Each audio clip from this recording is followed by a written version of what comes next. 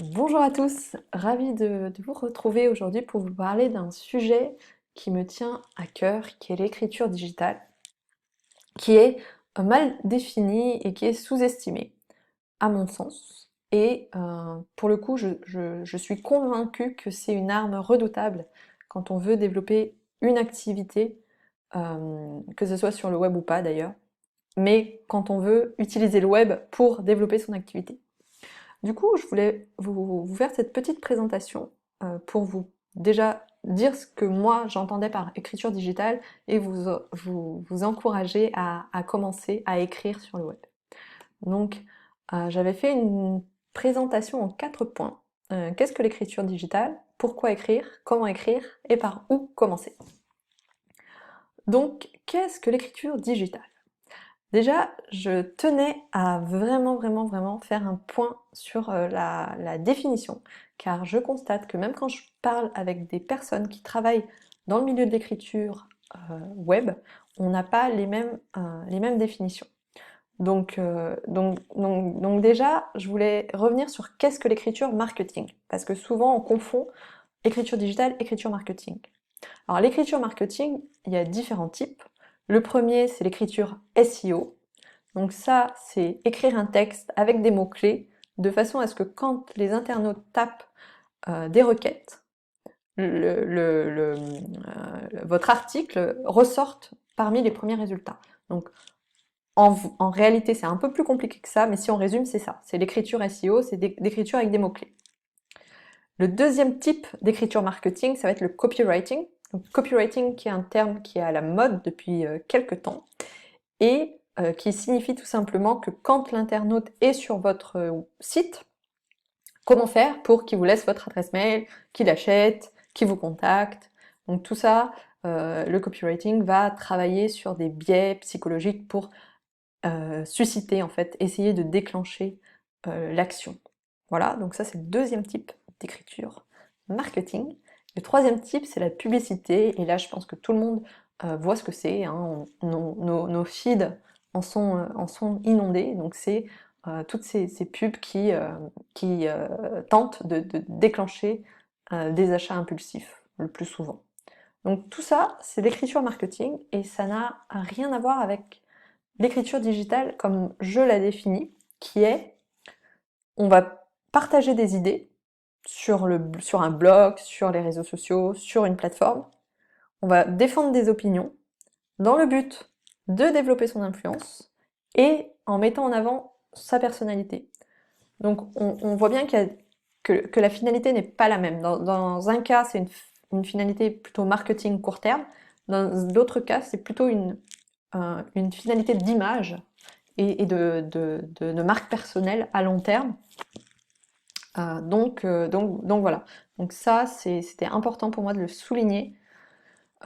C'était important pour moi de le souligner, d'autant plus que je crois profondément que l'écriture digitale va s'imposer parce que on a une lassitude de plus en plus importante par rapport aux techniques marketing traditionnelles et du coup on est en recherche vraiment de contenu beaucoup plus qualitatif et qui va être un marketing un peu plus subtil par l'image plus que par le, par le produit ou par la publicité, c'était toutes ces techniques-là. Donc voilà, premier point. Ensuite, pourquoi développer après tout son image et pourquoi écrire? Donc, je tenais à prendre McLuhan, qui est un penseur qui a beaucoup travaillé sur l'impact des médias sur notre société. Et je tenais à prendre cette phrase qui me paraît très importante, qui est de dire que nos sociétés, elles sont façonnées par les médias. Peu importe ce qu'on en pense, hein, on peut penser que c'est mal, on peut penser que c'est bien, peu importe le jugement de valeur, c'est une réalité. C'est une réalité et cette réalité, elle est déjà aujourd'hui très visible. Alors, si on fait un rappel historique très bref, donc on voit que dans les années 50, après-guerre, les médias dominants, c'était la télévision, la presse, la radio. Donc ces médias ont vraiment, vraiment, vraiment pris une place prépondérante dans nos quotidiens, dans les quotidiens de nos parents, plus exactement, et ils ont contribué à l'émergence de marques enfin de marques d'entreprises et de marques du coup, comme Coca-Cola, Starbucks, et ils ont aussi contribué à faire naître des personnalités. Alors là, j'ai pris Oprah Winfrey aux États-Unis, qui détient un show sur le câble américain depuis plus de 20 ans, et qui est la personnalité, enfin une des personnalités les plus influentes dans la sphère médiatique américaine, puisqu'elle a contribué à l'élection d'Obama, par exemple. C'est quand même pas rien, et on la pressentait pour l'investiture démocrate. Du coup, voilà. Et aujourd'hui, on voit que les personnalités, les marques, les marques de demain sont nées sur les réseaux sociaux. Ça va être des influenceurs, ça va être des penseurs, ça va être des entrepreneurs, et ils rentrent dans nos quotidiens grâce aux réseaux sociaux. Donc voilà pourquoi l'écriture est primordiale, puisque dans tous les cas, à la base, hein, même si c'est une vidéo, la vidéo, il faut la scripter, les idées, il faut les penser. Donc à l'origine de tout acte créateur, il va y avoir l'écriture, dans tous les cas. Et du coup, l'écriture est importante parce qu'elle confère le pouvoir, et le pouvoir confère des privilèges. Et les privilèges, ils sont généralement de 3 ordres. Ça va être l'argent, et là j'ai pris Gary Vee, qui est un des influenceurs les plus connus dans la sphère des réseaux sociaux. La reconnaissance sociale et l'influence. Donc ça, c'est 3 types de pouvoir. Mais au-delà de ça, qui restent quand même des éléments extérieurs, l'écriture, et à titre personnel, c'est ce que ça a enclenché chez moi, c'est un outil aussi au service de son épanouissement et de son développement personnel et professionnel. Puisque le fait d'écrire va permettre de prendre de la distance par rapport à ses pensées, va permettre d'avoir aussi de nouvelles idées, donc de générer, d'être créatif. Donc tout ça, ça va être positif dans le siècle où les idées sont le nouvel or noir. C'est quelque chose d'important. Voilà. Et maintenant que j'espère vous êtes convaincus que l'écriture doit faire partie de votre vie, vous allez me dire, mais comment écrire? Alors, la première chose à faire quand on veut se lancer dans cette belle aventure de l'écriture en ligne, c'est de définir une ligne éditoriale. Surtout si on a, ça dépend de l'objectif, mais si on a un objectif d'image, il vaut mieux définir la ligne éditoriale. Et pour moi, donc il y a 3 éléments à prendre en compte, hein, que je prends en compte quand j'aide des clients à définir leur ligne éditoriale, c'est l'objectif. Quel est l'objectif de l'écriture? Deuxième élément à prendre en compte, c'est la crédibilité, c'est-à-dire d'écrire sur des sujets où on dispose d'une certaine crédibilité. Si on ne dispose pas de crédibilité sur ces sujets, on va chercher à la construire, mais voilà. Et le troisième point qui est vraiment très important, c'est les centres d'insomnie. Alors ce que j'appelle les centres d'insomnie, c'est les sujets sur lesquels on pourrait parler pendant des heures et des heures sans se lasser. Parce que quand on développe une stratégie d'image, c'est une stratégie de long terme, comme je l'ai dit au début. Donc, il faut tenir sur la durée. Et pour tenir sur la durée, il faut vraiment que le sujet nous porte, nous entraîne, nous fascine même, et qu'il soit limite obsessionnel pour tenir. Donc, c'est là où les centres d'insomnie sont importants. Et je vois souvent l'erreur de se contenter de parler de son industrie ou de sa niche. Oui, c'est important pour développer sa crédibilité dans un milieu. Mais n'oubliez pas d'y ramener aussi des intérêts personnels, d'y ramener aussi votre personnalité. Sinon, vous ne pourrez pas vous distinguer. C'est-à-dire, si moi j'ai un blog sur le marketing, si je ne ramène pas mes intérêts personnels, si je ne ramène pas mes centres d'insomnie, qu'est-ce qui va différencier mon écrit de celui d'un autre consultant marketing? Donc ça, c'est le premier point à faire. Ensuite, on me dit, mais comment je trouve des idées? Moi, j'ai pas d'idées. c'est vraiment important, c'est vraiment bloquant. Alors, sachez déjà, la première chose, c'est qu'on écrit pour avoir des idées. On n'a pas des idées pour écrire.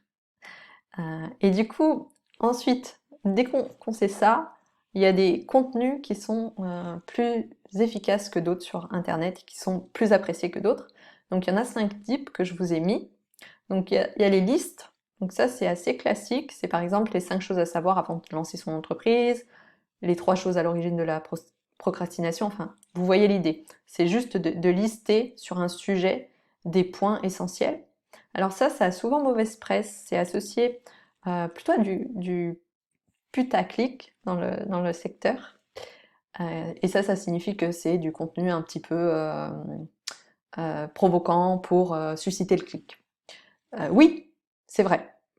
Mais c'est aussi un moyen, les listes, de fournir de l'information hyper qualitative de manière ultra rapide.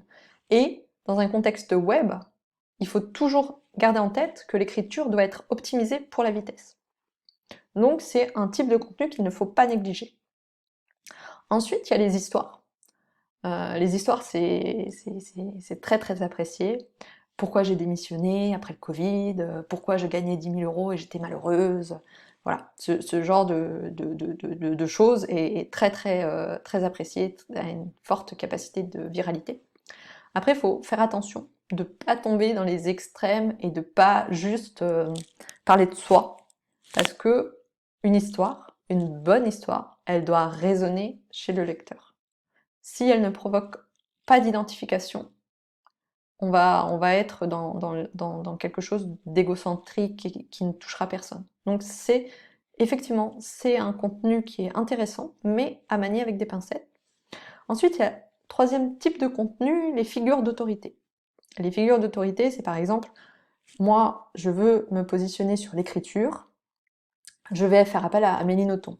Amélie Nothomb, elle a écrit 30 livres, un par an, enfin elle écrit 2 livres par an depuis 10 ans, depuis 30 ans, pardon. Du coup, elle a bien plus d'autorité que Esther Ramos qui a écrit un livre dans sa vie. Donc, si je veux écrire sur les conseils d'écriture, par exemple, je vais faire appel à Amélie Nothomb. Les conseils d'écriture d'Amélie Nothomb. Tout de suite, mon article va avoir beaucoup plus de crédibilité que si c'était les conseils d'Esther Ramos. Voilà. Ensuite, les opinions. Donc là, les opinions, c'est vraiment aussi très apprécié. C'est des choses qui tranchent, des avis, c'est vraiment, on sent une implication. Par exemple, on pourrait dire pourquoi l'écologie ne résout pas le problème. Ou pourquoi la confiance en soi ne vient pas de la lecture de livres de développement personnel. Ces choses-là. Donc ça, c'est aussi un type de contenu qui est très apprécié. Et le dernier type de contenu, c'est les guides. Les guides, donc ça, c'est tout ce qui va apprendre quelque chose au lecteur. Donc par exemple, le guide de l'écriture en ligne, le guide pour décrocher les premiers clients, le guide pour faire des gâteaux, le guide pour apprendre à danser la salsa, je ne sais pas. Il peut y avoir mille et un guides. Et on peut aussi croiser en fait les différentes choses. Le guide d'écriture d'Amélie Nothomb, euh, les 10 conseils les 10 conseils de Taubira sur la politique, j'en sais rien.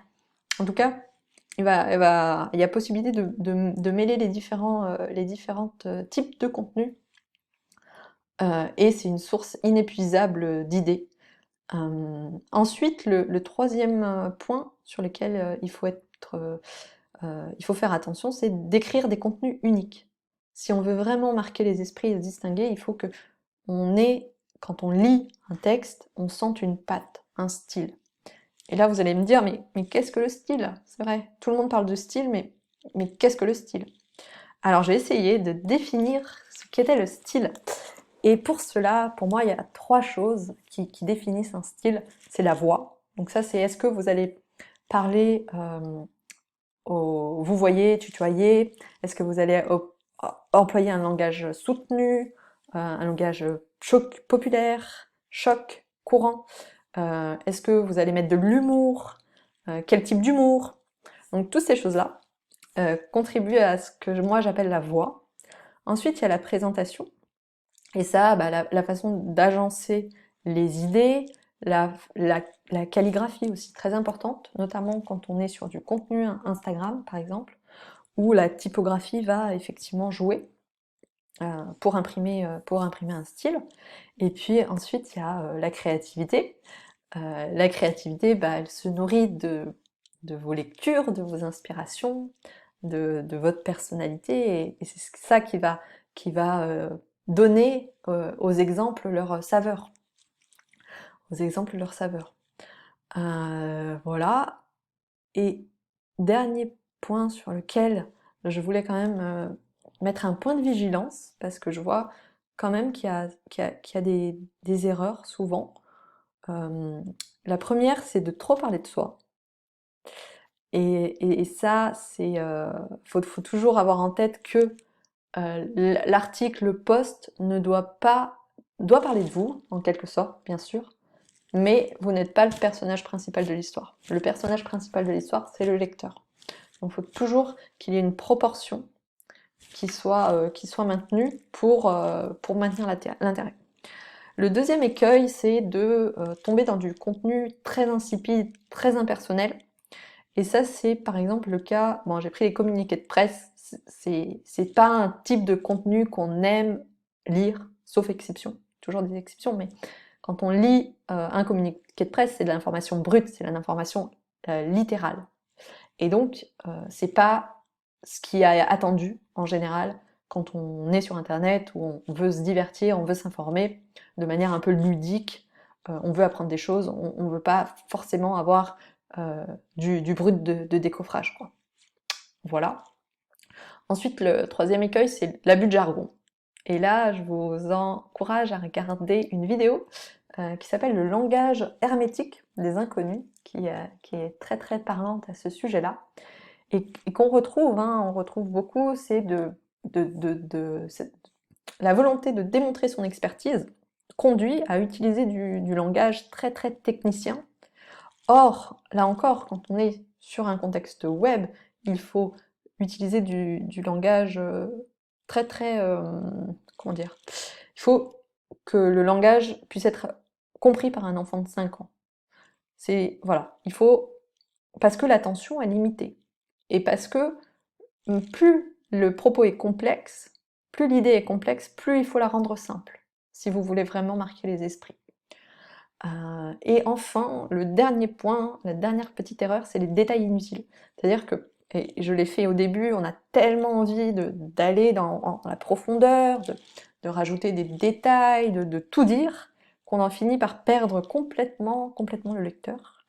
Le moins de détails possible, c'est le mieux. Saint-Exupéry disait « La perfection, c'est quand il n'y a plus rien à enlever ». Et je pense que c'est vraiment vraiment ça qu'il faut chercher quand on écrit un contenu sur Internet. Voilà, maintenant que vous savez tout sur l'écriture digitale, par où commencer, je dirais qu'il n'y a pas 20 000 possibilités. La première chose à faire, c'est de penser, bien évidemment. Penser quel message, quels sont les messages que vous voulez transmettre, quels sont les sujets sur lesquels vous pourriez parler pendant des heures, et donc écrire pendant des heures, voire des années. Quel type de contenu vous correspond le plus? Quel type de plateforme aussi? Est-ce que vous voulez partager sous forme d'articles? Est-ce que vous voulez partager sous forme de posts Instagram, posts LinkedIn?